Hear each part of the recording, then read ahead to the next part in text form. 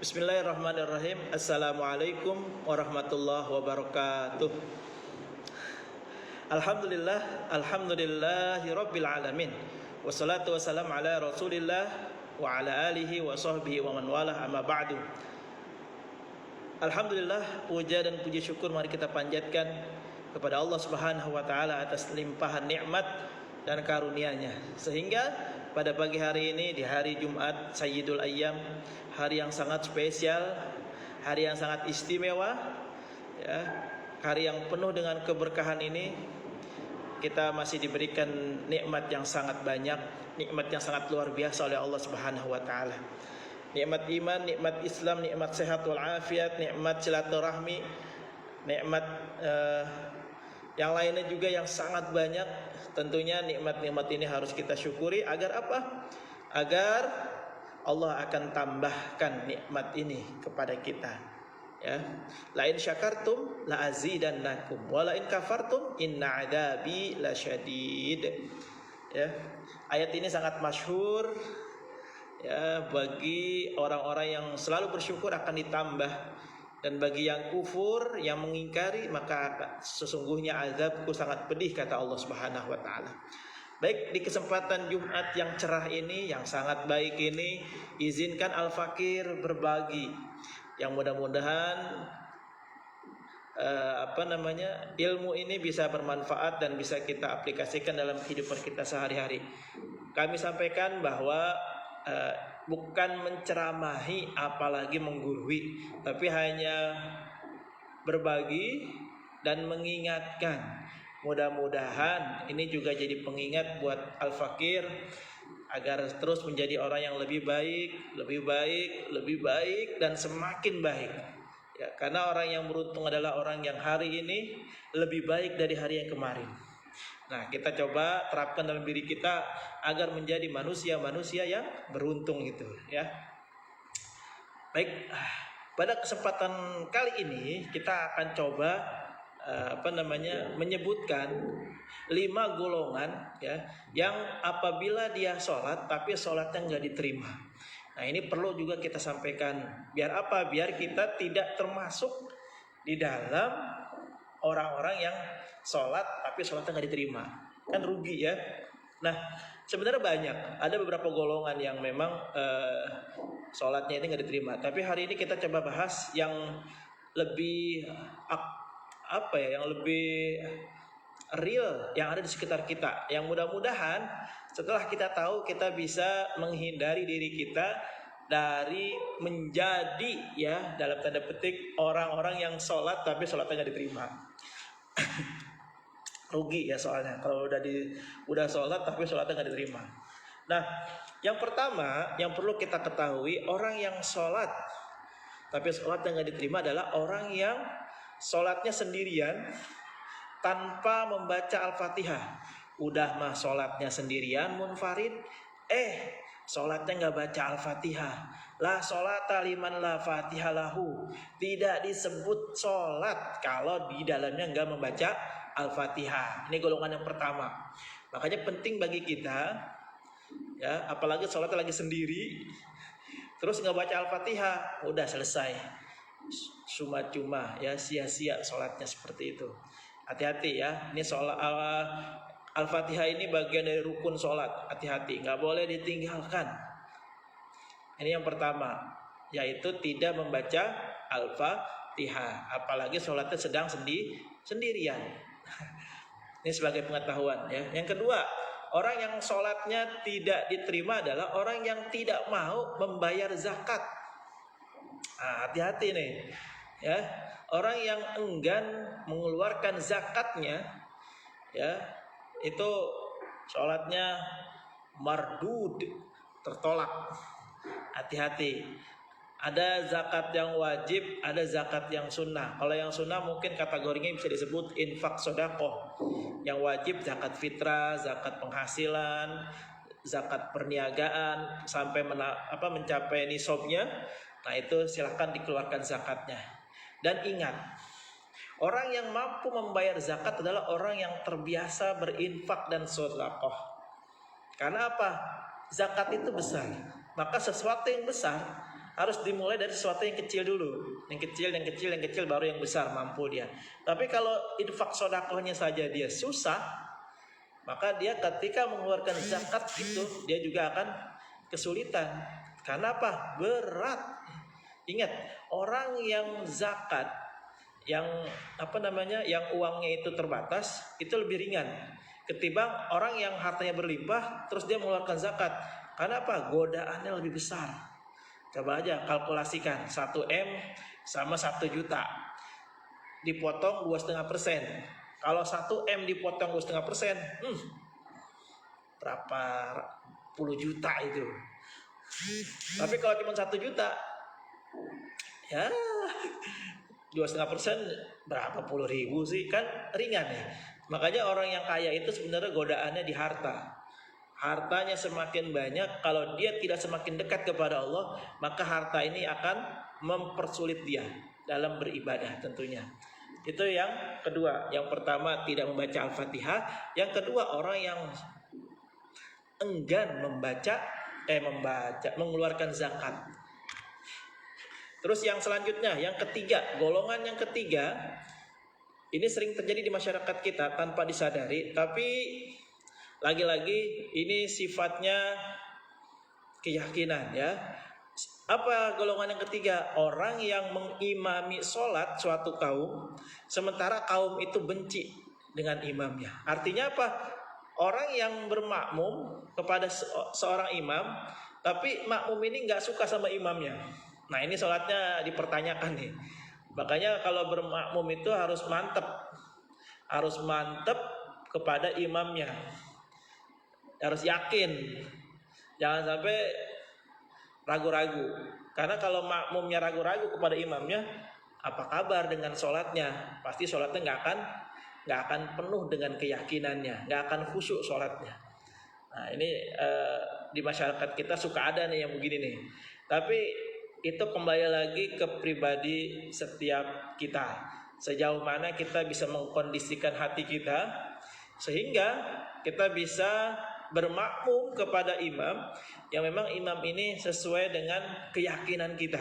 Artinya tidak membuat keraguan-raguan kepada kita.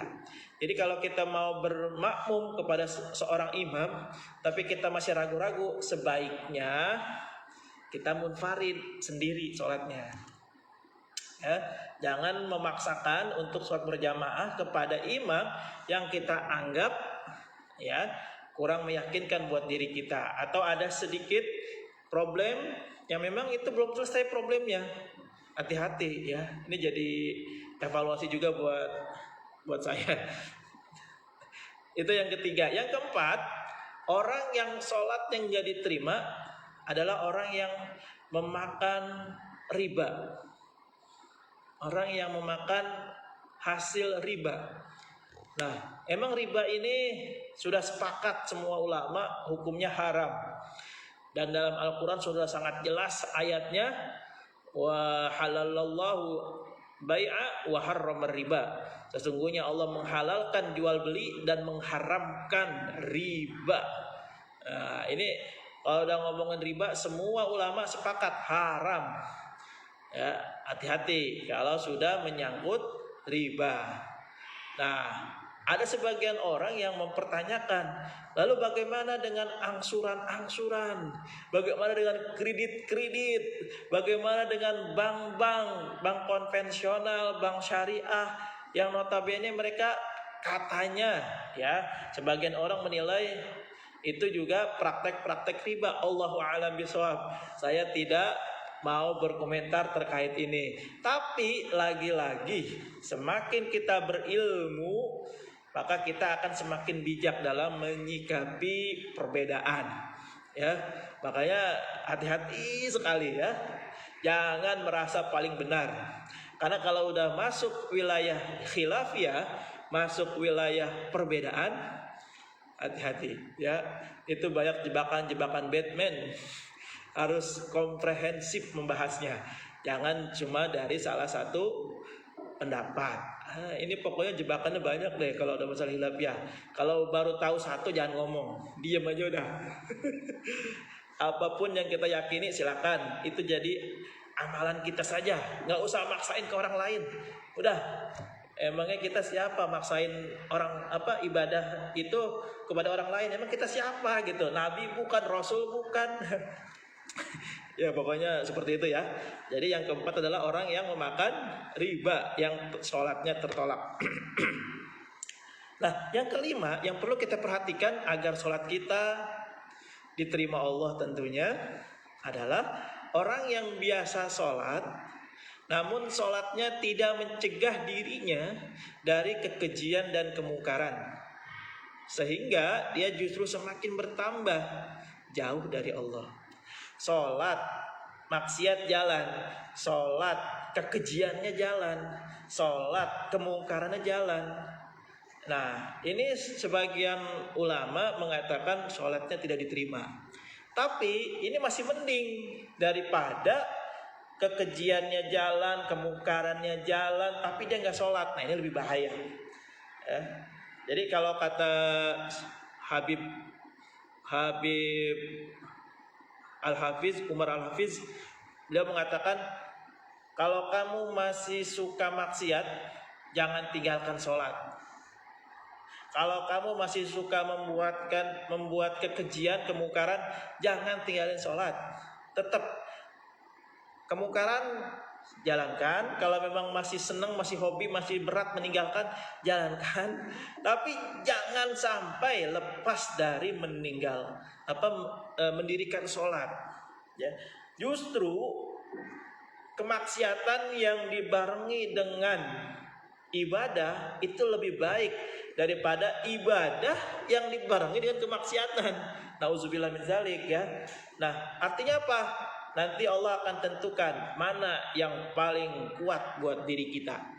Lama-kelamaan itu akan kalah yang namanya kemaksiatan ketika kita sudah fokus kepada sholat kita. Sama seperti halnya awal muasal Allah melarang khamr. Itu kan zaman-zaman dulu itu orang-orang mukmin, orang-orang Islam masih suka minum khamr walaupun udah masuk Islam di awal-awal ya.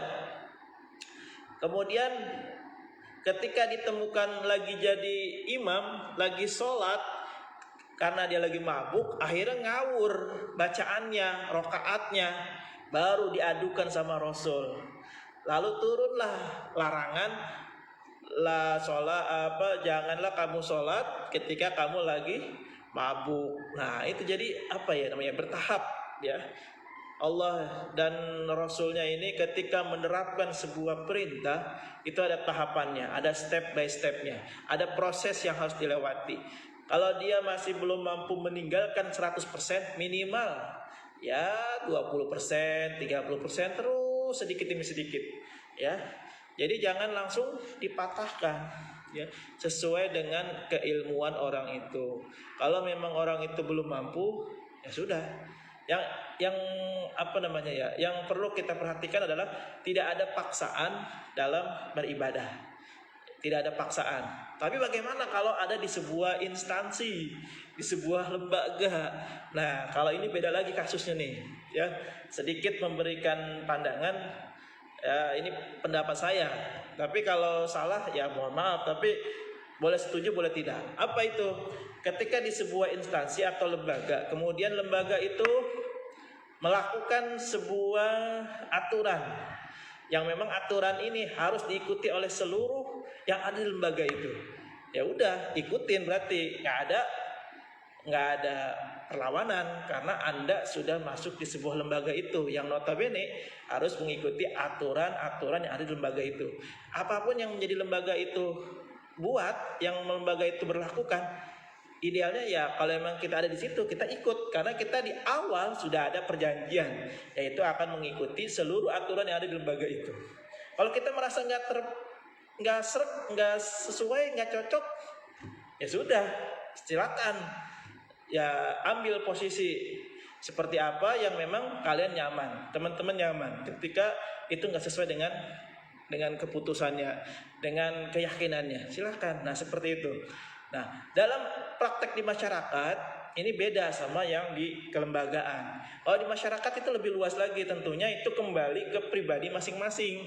Nggak ada istilah paksa memaksa, nggak ada istilah harus ikutin gua. Kalau nggak ikutin gua sesat, kalau nggak ikutin gua bid'ah. Nah itu bahaya. Nggak bisa begitu dalam bermasyarakat. Ya, Allahu a'lam bishawab. Mudah-mudahan sedikit yang kita sharingkan di hari ini membawa manfaat, bisa kita aplikasikan dalam kehidupan kita sehari-hari. Mohon maaf kalau ada yang kurang berkenan. Hadanallahu wa iyyakum ajmain. Assalamualaikum warahmatullahi wabarakatuh.